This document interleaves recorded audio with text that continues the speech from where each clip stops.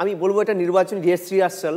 অবশ্যই 5 পঞ্চবান পশ্চিমবঙ্গ সরকারকে 5টি বানে যেটা একদম বেছে বেছে ইয়ে করলেন, তার মধ্যে দুর্নীতি একটা কিন্তু বড় অংশ। 18 মিনিট ধরে এই পঞ্চবান নিয়ে আলোচনা করলেন, 8 মিনিট ধরে স্পষ্ট আলোচনা করলেন অপারেশন সিন্দুরে তার সাকসেস।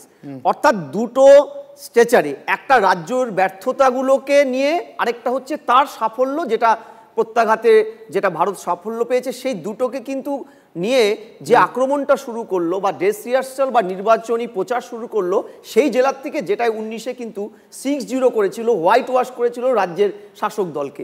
আমি তোমায় বলছি যে অনির্বাণ, আশ্চর্য লাগে, এটা তো ঠিক যে উত্তরবঙ্গকে নর্থ বেঙ্গল করে রাখার সমস্ত কিছু ষোলকলা পূর্ণ করেছে রাজ্য সরকার, কিন্তু কেন্দ্রকে 19-এ কেন্দ্রের শাসনাধীন বিজেপিকে দরাজ হস্তে ওখানকার 6টা লোকসভায় একক সংখ্যাগরিষ্ঠ করে, যে কোনো জায়গায় বিজেপির পার্টি অফিসটা পর্যন্ত নেই, সংগঠন ছেড়েই দাও, যারা দিলেন তাদের বিষয়ে প্রধানমন্ত্রী আজকে একটা কথা বললো না। 21টা চা বাগান বন্ধ, মধু চা বাগান, মুখ্যমন্ত্রী যখন সদল বলে পরিষদ নিয়ে সৈন্য সামন্ত নিয়ে ঘুরতে গেছে, মধু চা বাগান বন্ধ, কোটি কোটি টাকা প্রভিডেন্ট ফান্ড জমা করেনি।